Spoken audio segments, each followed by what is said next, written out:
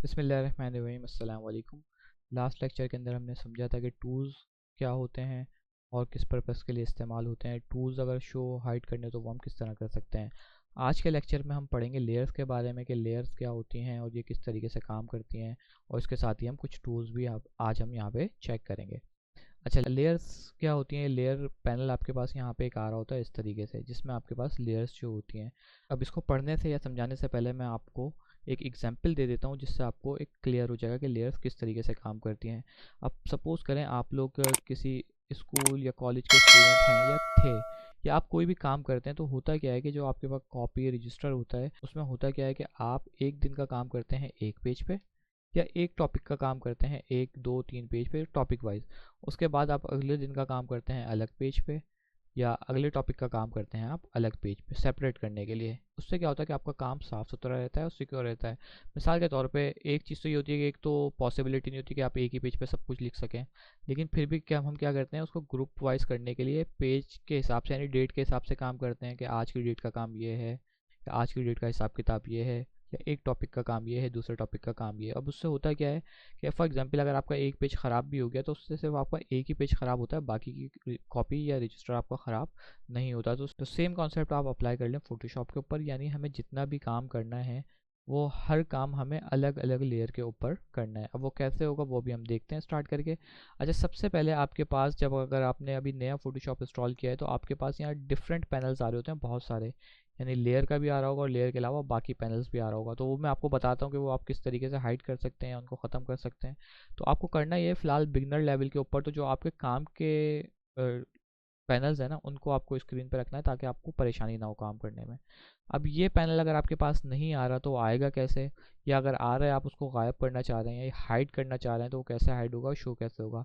आप मेन्यू में जाएंगे विंडो पे, और विंडो पे जाने के बाद आपके पास यहाँ ऑप्शन आ रहा होगा लेयर्स का, और इसकी शॉर्ट की है F7। यानी जो फंक्शनल कीज़ आपके कीबोर्ड में दी हुई होती हैं F1 F2, तो उसमें से अगर जब आप F7 प्रेस करोगे तो उससे ये पैनल हाइड हो जाएगा और शो हो जाएगा। या फिर आप विंडो में जाके लेयर पे जाके चेक लगा हुआ है तो देखें अभी शो हो रहा है, मैं ऐसे चेक हटा देता हूँ या क्लिक करता हूँ तो ये देखें पैनल मेरे पास से हाइड हो गया। तो इस तरीके से आप पैनल को हाइड कर सकते हो। या अगर नहीं आ रहा तो शो करने के लिए आप क्या करोगे, विंडो पे जाओगे, पैनल्स पे जाके आप क्लिक करोगे तो आपके पास ये पैनल आ जाएगा। या फिर आप कीबोर्ड में से F7 प्रेस करके शो और हाइड कर सकते हैं। ये देखें जिस तरह मैं अभी अपने कीबोर्ड से F7 को प्रेस करके इस लेयर पैनल को शो या हाइड कर रहा हूँ तो वो मैं यहाँ से कर सकता हूँ। दूसरी चीज़ ये है कि अगर जैसे मैंने आपको कहा कि अगर आपने अभी नया फोटोशॉप इंस्टॉल करा तो आपके पास बहुत सारे पैनल्स आ रहे होंगे, और जब बहुत सारे पैनल्स आ रहे होंगे तो हो सकता है लेयर पैनल आपके पास बहुत छोटा सा होकर आ रहा हो, नज़र ना आ रहा हो।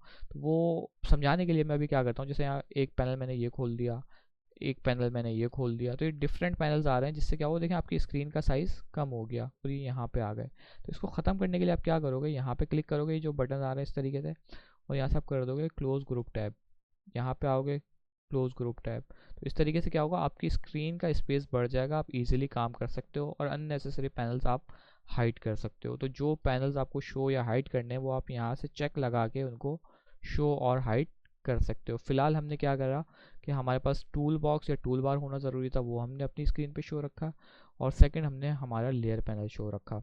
अब हम आगे चलते हैं, हम टूल्स को यूज़ करते हैं और देखते हैं कि लेयर्स हमारी किस तरीके से काम करती हैं। अब होता क्या है, यहाँ पे टूल्स में हम आते हैं। सबसे पहले आपके पास दिया हुआ है मूव टूल। मूव टूल का काम ये होता है कि आपकी लेयर पे जो भी ऑब्जेक्ट होगा ये उसको मूव करने के काम आएगा। जैसे नाम से पता चल रहा है मूव, यानी हिलाना या एक जगह से दूसरी जगह लेके जाना, तो ये आपका मूव टूल है। आपने क्या कर ये क्या काम करेगा कि किसी भी चीज़ को मूव करने के काम आएगा। सेकंड चीज़ क्या है, आपके पास यहाँ पे दिया हुआ है सिलेक्शन टूल।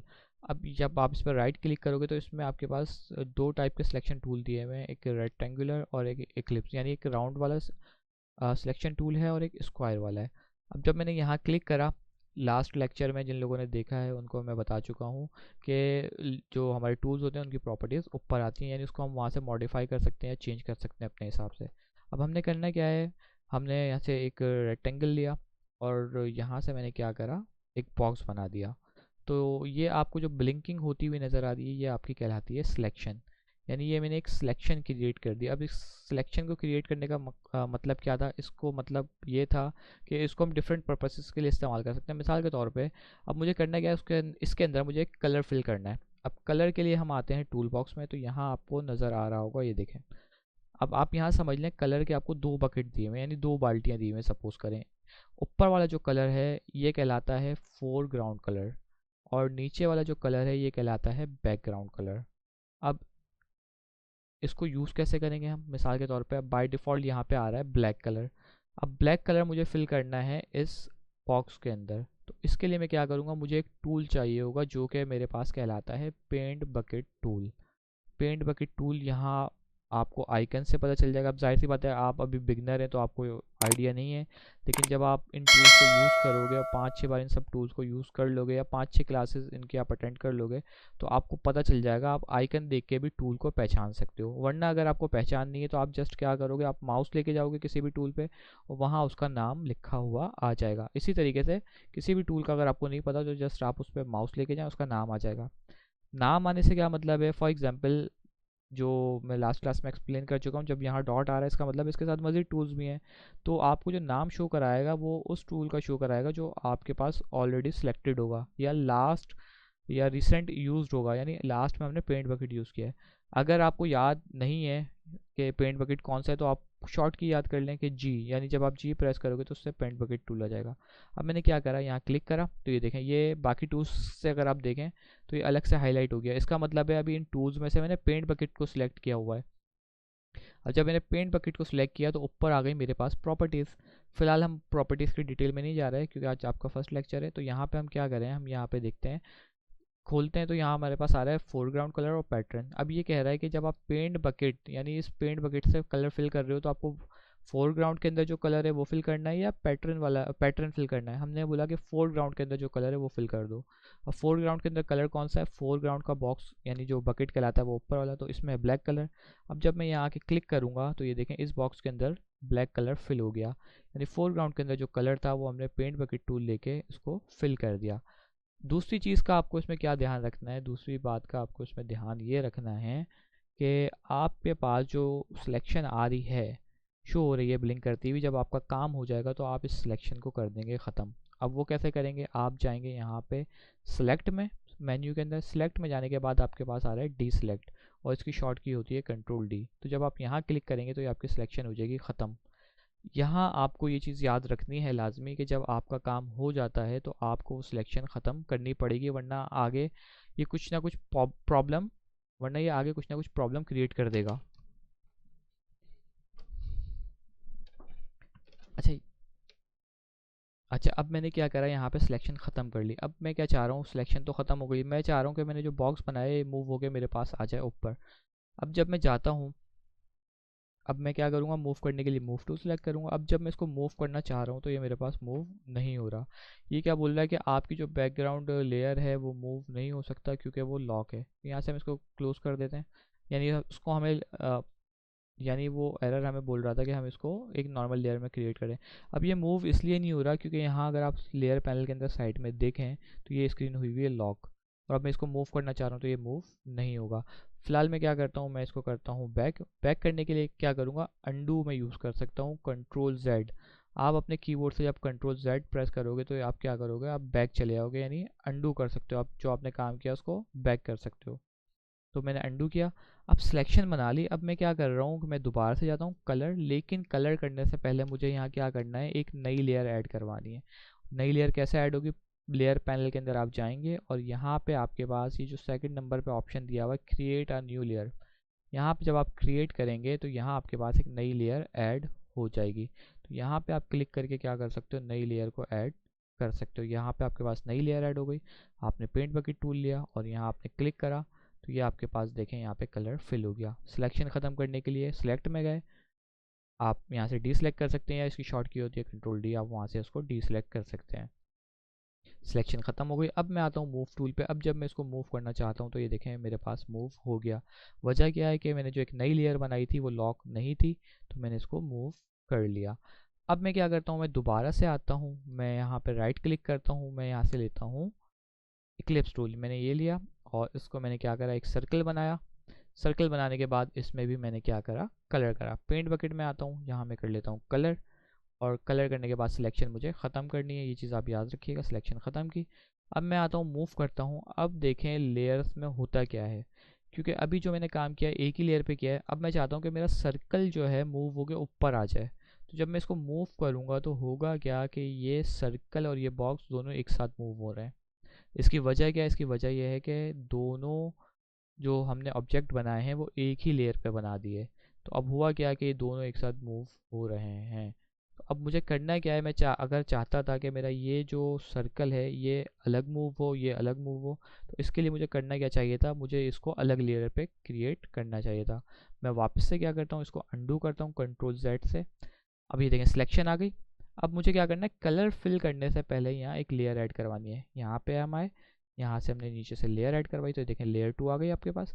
अब जब लेयर 2 आ गई मैं पेंट बकेट में आता हूँ। अच्छा यहाँ पे हम कलर भी चेंज कर सकते हैं।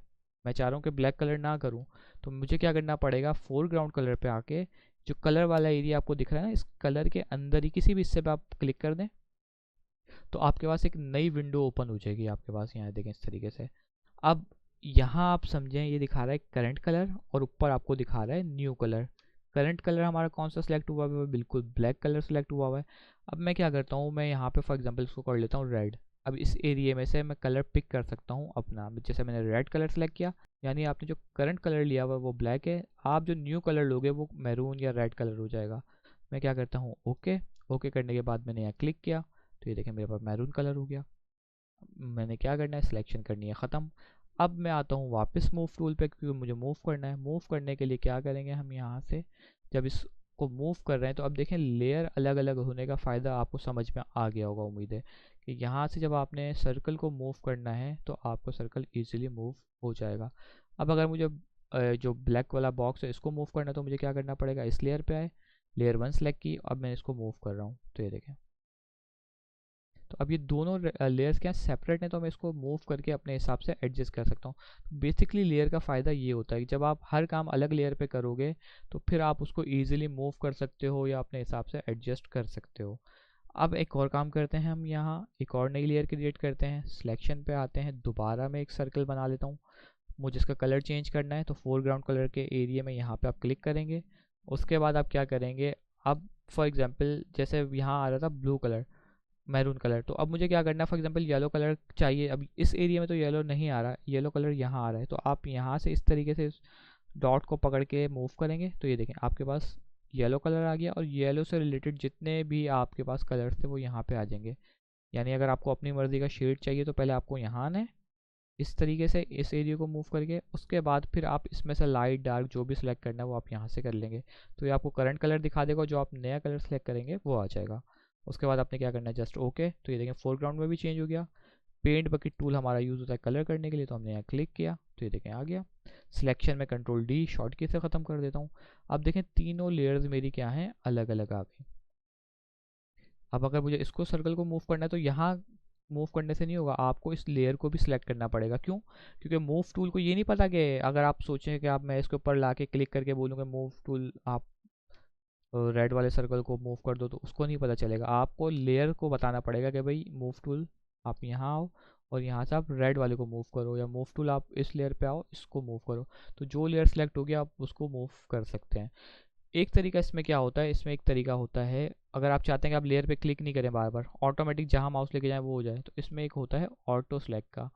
ऑटो सेलेक्ट पे अगर आप चेक लगा दोगे तो फिर क्या होगा, जैसे मैं यहाँ क्लिक करता हूँ तो यहाँ पे भी ध्यान दीजिएगा साथ साथ, जैसे मैं यहाँ क्लिक करता हूँ तो ऑटोमेटिक मेरी मैरून लेयर सेलेक्ट हो गई। अब मैं इसको मूव कर रहा हूँ, इसी तरह अगर मैं यहाँ क्लिक करता हूँ तो ये लेयर मेरी सेलेक्ट हो गई ऑटोमेटिक।